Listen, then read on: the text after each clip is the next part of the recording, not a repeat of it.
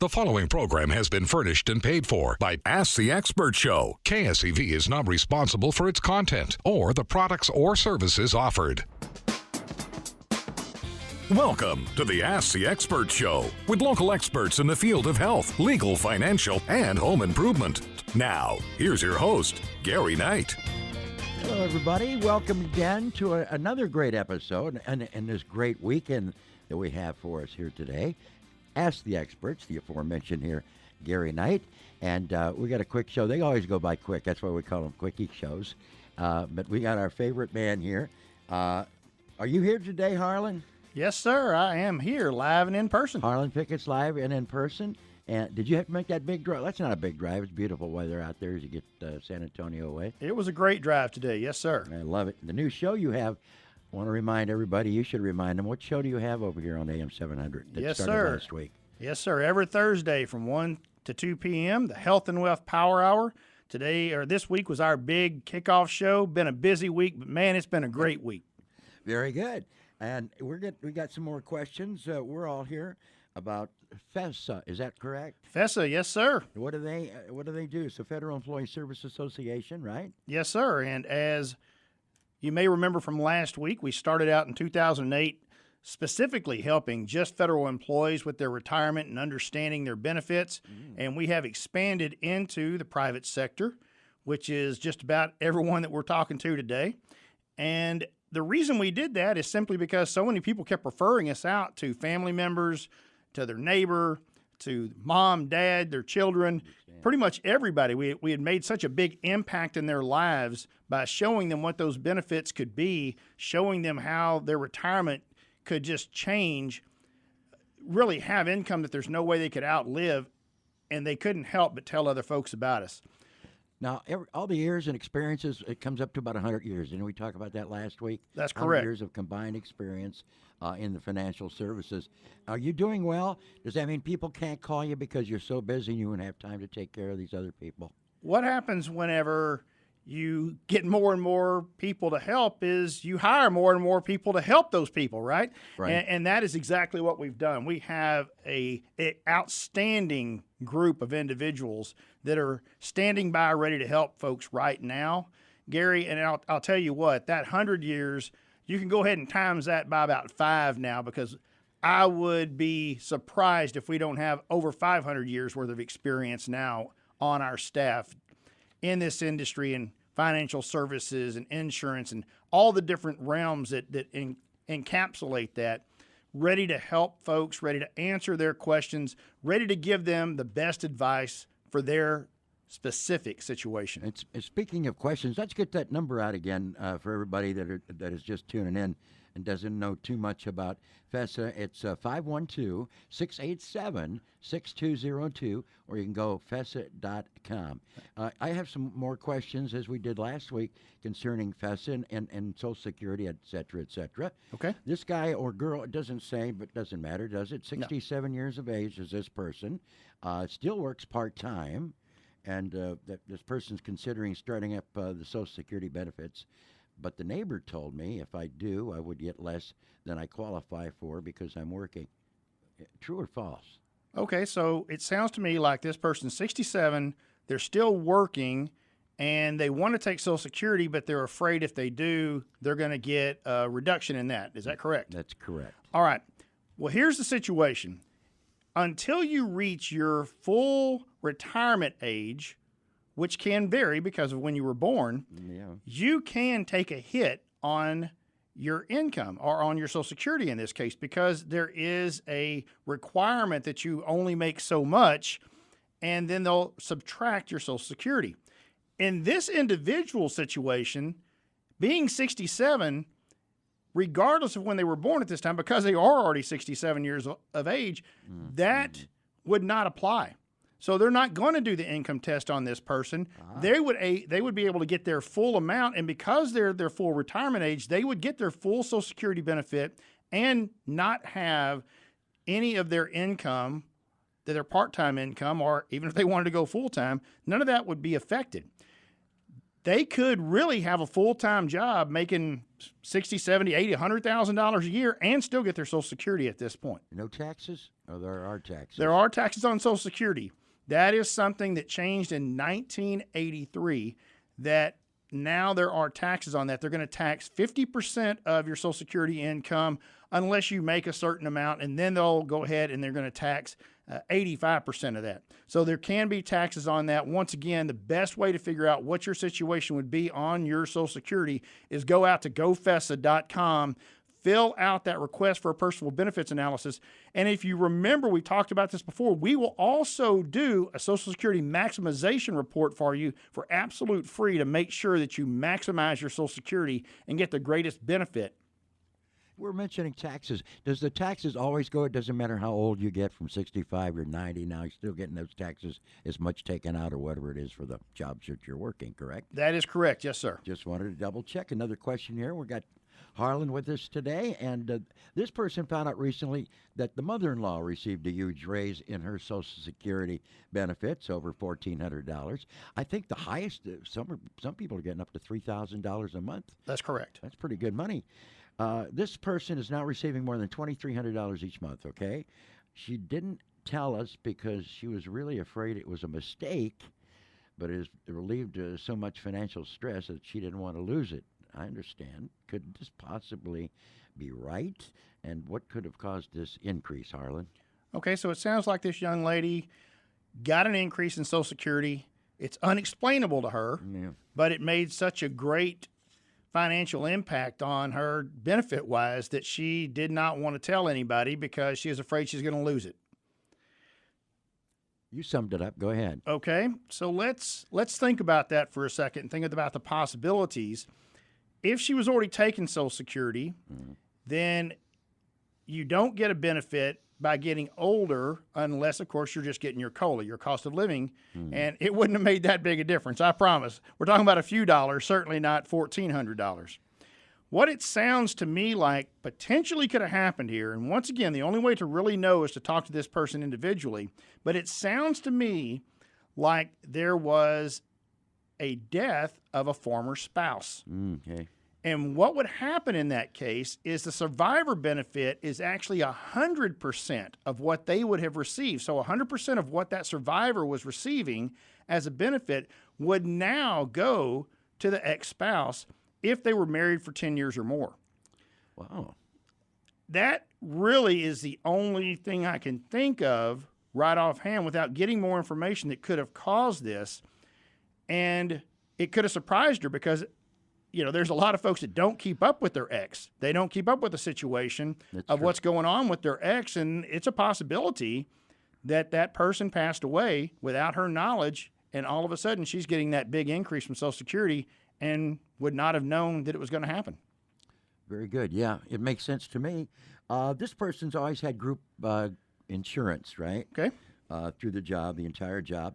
However, since the company they worked for, it was shut down, I think it's what they want to say, and it's been without any coverage.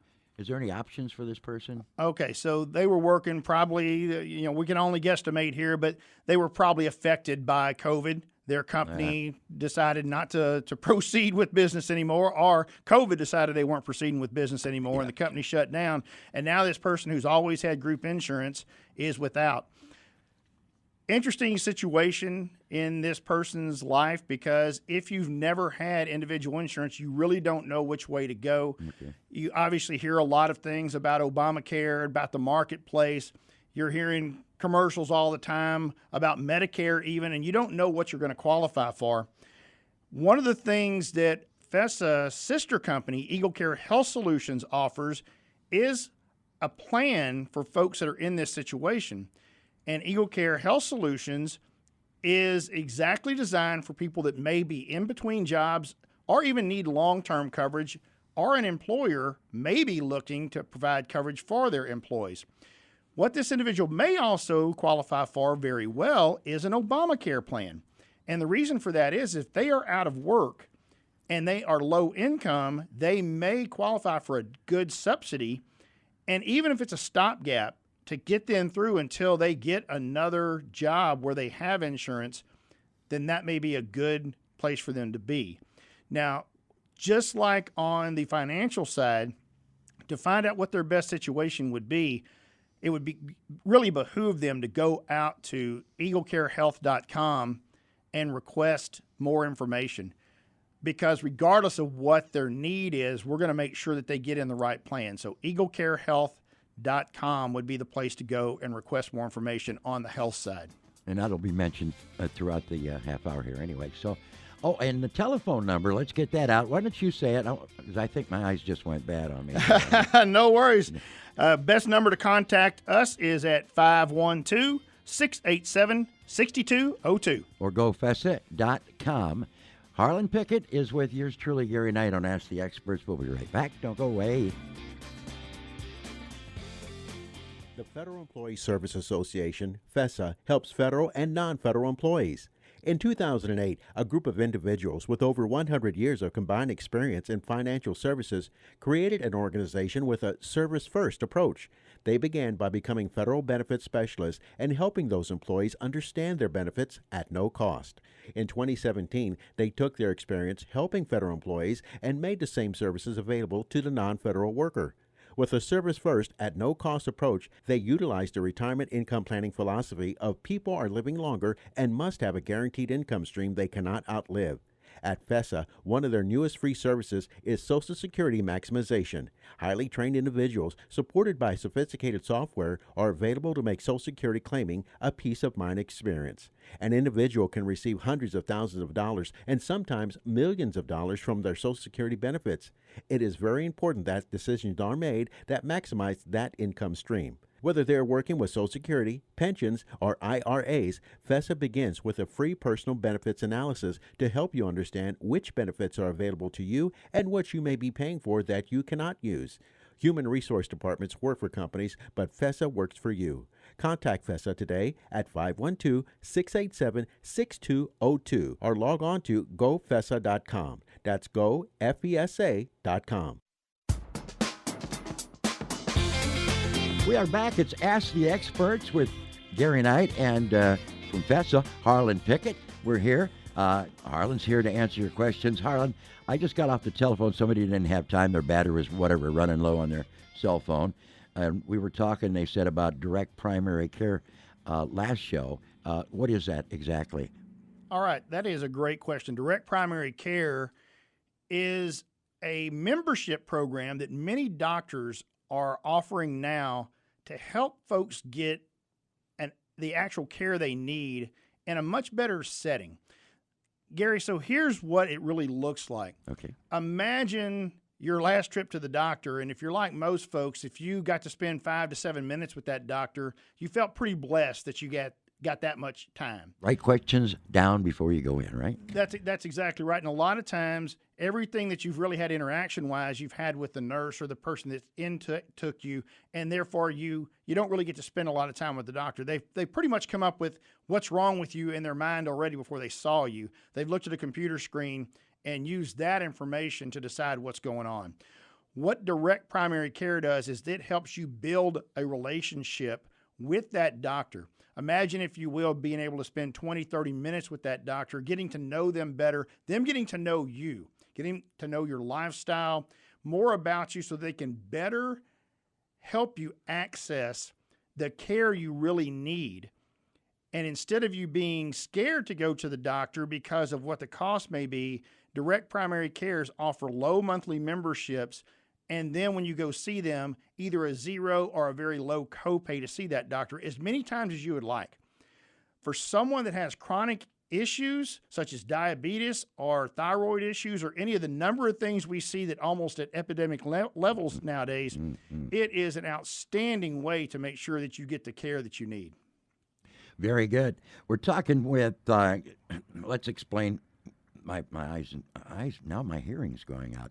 FESA is what it's all about, the Federal Employees Service Association. We're talking today about that, and the number is 512-687-6202, or go FESA.com. A question, Harlan. We've got Harlan Pickett here. He was here last show, and he wants to let you know that he's here to help you. And that number, is that a direct line that it goes to you? It is a direct line to FESA. You will, yes, you will get you will get a live person. You will not get a recording. You'll get a live person, and then depending on who you want to talk to, they will transfer you right over, Gary. Very good. Talk about benefits now. The boss of this one company is thinking about getting benefits, but they're entirely too high. He says to himself, "I can't afford to take care of my employees, and I can't enroll them. What other options do I have?" He says. Okay, that is a great question. What we really see nowadays is that in the cost of adding benefits, especially medical benefits for a company, are so high that companies are just looking elsewhere, or they're looking for something else. Mm-hmm. And it goes across the board, Gary. Very interesting that I have a group that I know of that has approached me looking for help because they have over 50 employees and therefore are required to offer a plan. Because if you have 50 or more employees, you have to do that. But the plan she has now and is offering, only 17 of those employees accept it. 17. 17. Because it's too expensive. Okay.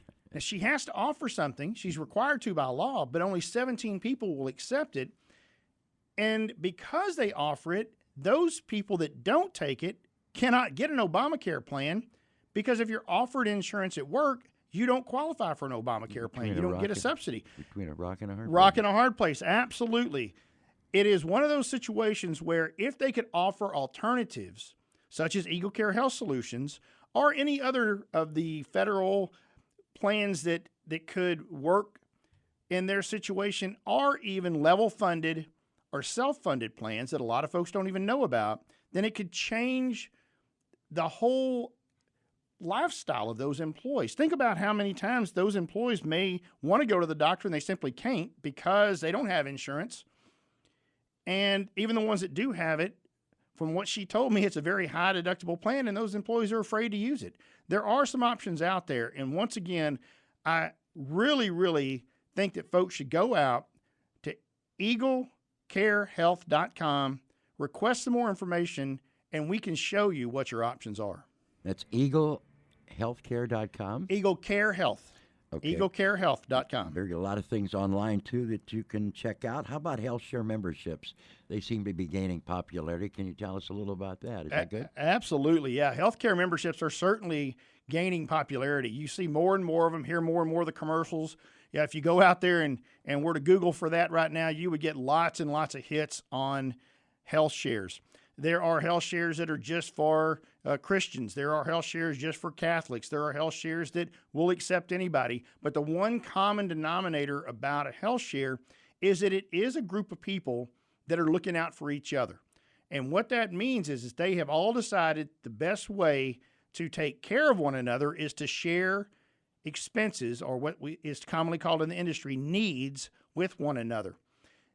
Now, one of the things that you have to understand about a HealthShare, and this pretty much goes across the board, Gary, is that they are not for everybody. Someone who has some severe pre-existing conditions are not going to have those covered under a HealthShare.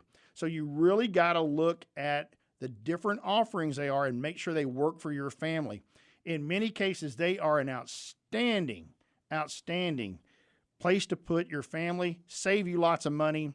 It is great. In fact, Eagle Care Health Solutions uses a HealthShare in many of our offerings because it is such a great plan and can save so much money. Very good. While on the subject now, offering insurance, we're all no strangers to insurance. How about this one's called MEC, or is it MEC? How's that? MEC, yeah. A MEC. Yeah. Some of the it doesn't cover a lot of things around the hospitals. Is that correct? Okay. For types of surgeries, or is it good for everybody? Okay, so are you talking about maybe someone's business is offering that? Yeah, it does not cover. It's hard to read some of this here. It says the company that they work for offers the insurance, but it's called a MEC. Okay. So how does it not cover hospitals of any type or surgery? Great. Okay, great question. So a MEC, what they have is they have a MEC at that work, and they don't understand why it's not covering hospitalization. Okay, so here's what's going on with that, Gary, and that is that a MEC is minimum essential coverage. All right.